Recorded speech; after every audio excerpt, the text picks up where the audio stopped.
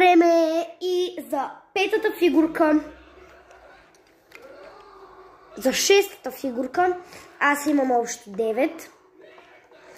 Но следващата фигурка, която е определено по-рядка от ето тази, или поне според мен, бийте туш!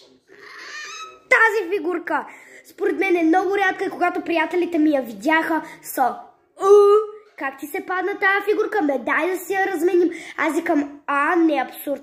Размених си рядка фигурка за ето това тъпо извънземно. Втори път няма да го направя за някакво второ тъпо извънземно. Така че абсурд. Ето това според мен е доста рядко и е пак от синьо-лилавата бляскава колекция, която мен честно казано най-много ме кефи. Не знам защо, просто цвета е уникален. И като заговорихме за тези неща, за тези бляскави фигурки, един мой приятел му се падна онзи с мустачките, онзи рейнджъра, как се казва? Рейнджъра, нещо такова. Беше с мустачки, с шапка и ето в такъв цвят. Според мен онова е много по-рядко от това и доста искам да ми се падне. Искам и този с шапката, дето е ловеца да го наречем. Него искам много да ми се падне. Вързаните двама искам да ми се падна.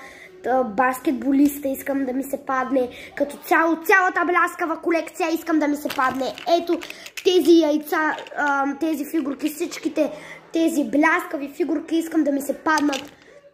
Но тъпото е, че сигурно скоро ще спират Stranger Things яйцата и на мен ще ми е невъзможно да събера цялата колекция, затова да ме оздравя по-бързо. Но сега да преминаваме към следващата фигурка, защото мисля, че това е четвърта част и за 9 фигурки си е доста време. Но според мен доста рядката фигурка е втори туш. Тази! Според мен тази е също доста рядка. Тя е предпоследната по рядкост фигурка. Честно казано, тази фигурка от всичките, може би е на трето или на четвърто място, което най-много ме кефи.